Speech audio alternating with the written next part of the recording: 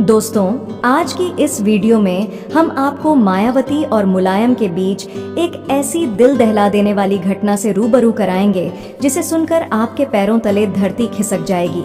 तो चलिए आज की इस वीडियो को एकदम शुरू से शुरू करते हैं और जानते हैं कि आखिर पूरा मामला क्या था।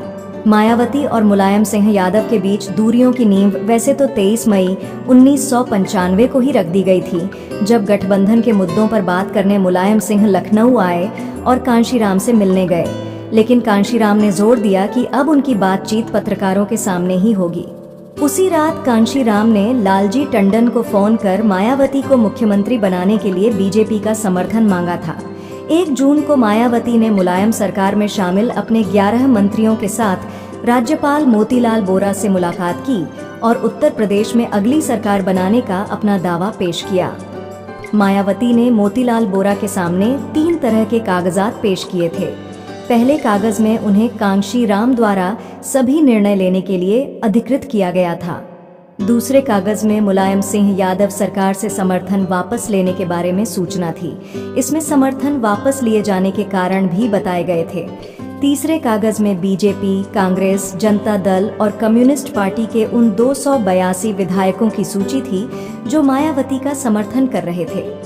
राज्यपाल मोतीलाल वोरा ने मायावती के दावे पर फैसला लेना 1 दिन के लिए टाल दिया था, लेकिन 2 जून 1995 तक हालात एकदम से बिगड़ गए जब समाजवादी पार्टी के कुछ समर्थकों ने स्टेट गेस्ट हाउस के कॉन्फ्रेंस रूम से कुछ बीएसपी विधायकों का कथित रूप से अपहरण करने की कोशिश की। हिंसा करीब 4 बजे शुरू हुई और 2 घंटे तक चलती रही, जिसमें सपा और बसपा दोनों दलों के कई समर्थक घायल हो गए। हिंदुस्तान टाइम्स के लखनऊ संस्करण की स्थानीय संपादक सुनीता एरन अपनी किताब Akhilesh Yadav winds of change में लिखती हैं, मायावती उस समय गेस्ट हाउस में मौजूद नहीं थीं जब सपा के कार्यकर्ताओं ने उनके 7 विधायकों के साथ मारपीट करने की कोशिश की थी। वो अपने विधायकों को कॉन्फ्रेंस रूम में रहने का निर्देश देकर एक गुप्त मिशन पर निकली हुई थीं। वो कुछ देर बाद भारी सुरक्षा के बीच लौटीं और अपने आप को गेस्ट हाउस के कमरा नंबर 2 में लॉक कर लिया।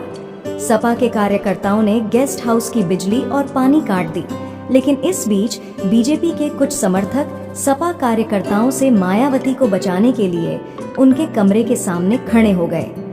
बसपा के संस्थापक कांशीराम ने 23 मई 1995 की रात बीजेपी नेता लालजी टंडन को फोन कर मायावती को मुख्यमंत्री बनाने के लिए समर्थन मांगा था, जो मिला भी। जैसे ही 1 जून 1995 को बीएसपी ने गठबंधन सरकार से अपना समर्थन वापस लिया, मुलायम सरकार ने लखनऊ के कई प्रशासनिक और पुलिस अधिकारियों का तबादला कर दिया। एक विवादास्पद अधिकारी ओपी सिंह को आनन फानन में लखनऊ का वरिष्ठ पुलिस अधीक्षक बना दिया गया। ओपी सिंह मायावती के खिलाफ थे क्योंकि पिछले दिनों 2 बार उन्होंने उनका तबादला करवाया था। अजय बोस मायावती की जीवनी बहन जी में लिखते हैं, 4 बजे के बाद सपा कार्यकर्ताओं की करीब 200 लोगों की भीड़ ने स्टेट गेस्ट हाउस पर हमला कर दिया। वो मायावती के खिलाफ न सिर्फ जातिवादी नारे लगा रहे थे, बल्कि उनकी बेइज्जती करने की अपनी मंशा खुलेआम जाहिर कर रहे थे। मायावती के विधायकों ने तुरंत कॉन्फ्रेंस रूम के मुख्य द्वार को बंद कर दिया, लेकिन भीड़ उस दरवाजे को तोड़ने में सफल हो गई। कम से कम 5 बीएसपी विधायकों को जबरदस्ती कॉन्फ्रेंस रूम से निकालकर गाड़ियों में बैठाकर मुख्यमंत्री मुलायम सिंह यादव के निवास पर ले जाया गया। उनसे बीएसपी के राज बहादुर के नेतृत्व वाले धड़े की सदस्यता लेने के लिए कहा गया। कुछ विधायक इतने डर गए कि उन्होंने तुरंत ही सदस्यता के कागज पर दस्तखत कर दिए। आप लोग इसी बात से मुलायम की गुंडागर्दी का अंदाजा लगा सकते हैं। उधर बीएसपी के कुछ विधायक कॉन्फ्रेंस रूम से बच निकलने में कामयाब हो गए और उन्होंने मायावती के कमरे में दौड़कर शरण ले ली। सबसे आखिर में विधायक आरके चौधरी मायावती के कमरे में पहुंचे। उन्हें वहां तक पहुंचाने में पुलिस कांस्टेबल रशीद अहमद और खुद के निजी सुरक्षा गार्ड लालचंद ने मदद की। लालचंद की ही सलाह पर मायावती के कमरे में इकट्ठा हुए विधायकों ने अपने कमरे को अंदर से लॉक कर लिया। उनके ऐसा करने के कुछ मिनटों के भीतर सपा कार्यकर्ता वहां पहुंचे और जोर जोर से दरवाजा पीटने लगे। दरवाजा पीटने के साथ साथ वो अंदर कैद लोगों को भद्दी भद्दी गालियां दे रहे थे और जोर जोर से चिल्ला रहे थे कि मायावती के बाहर निकलते ही उनके साथ क्या सलूक किया जाएगा। उस दिन मायावती को सपा कार्यकर्ताओं से बचाने में 2 जूनियर पुलिस अधिकारियों, हजरतगंज पुलिस थाने के स्टेशन हाउस अफसर विजय भूषण और एसएचओ सुभाष सिंह बघेल की बहुत बड़ी भूमिका रही, जो बहुत मुश्किल से भीड़ को पीछे धकेलने में सफल रहे। उसके बाद वो गलियारे में एक दीवार के चारों ओर घेरा बनाकर खड़े हो गए ताकि कोई आगे न बढ़ पाए।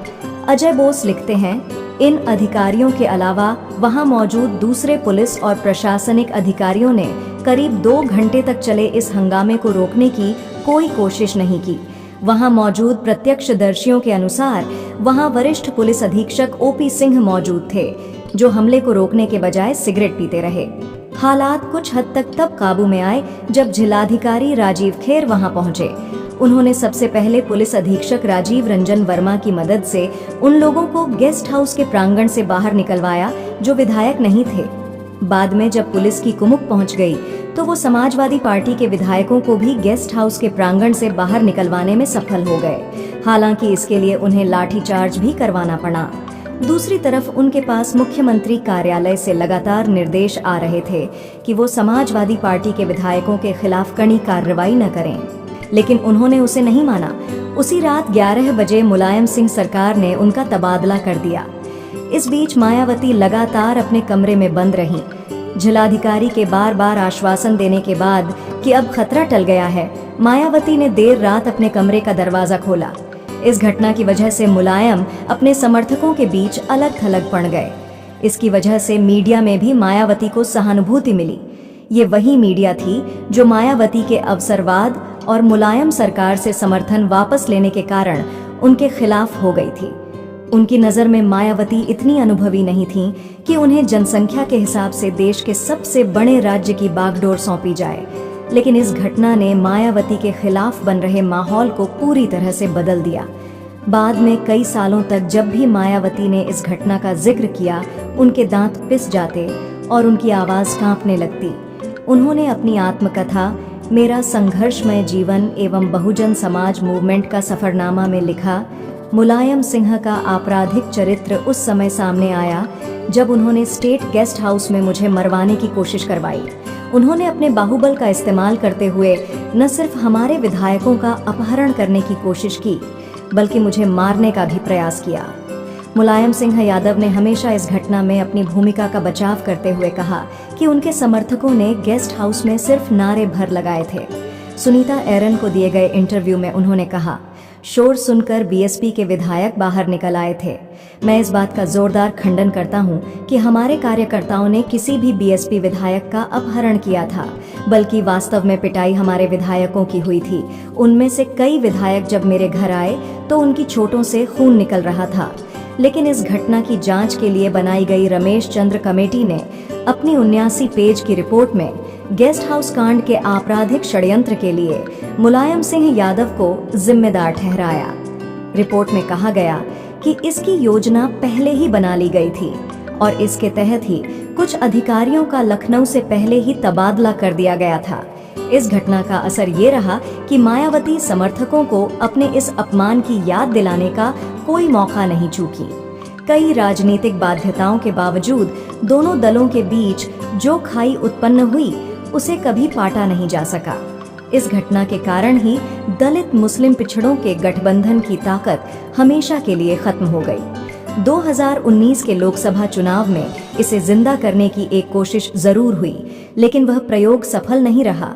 मेरे ख्याल से बहन जी की यह सबसे बड़ी गलती थी कि उन्होंने सपा के साथ गठबंधन किया, जिसके कारण दलित वोट बैंक भी कटकर सपा में चला गया। सपा और बसपा के बीच संबंधों के बारे में आपकी क्या राय है, हमें कमेंट करके जरूर बताएं। वीडियो अच्छी लगी हो तो आप वीडियो को लाइक और हमारे चैनल को सब्सक्राइब कर सकते हैं। वीडियो देखने के लिए तहे दिल से शुक्रिया।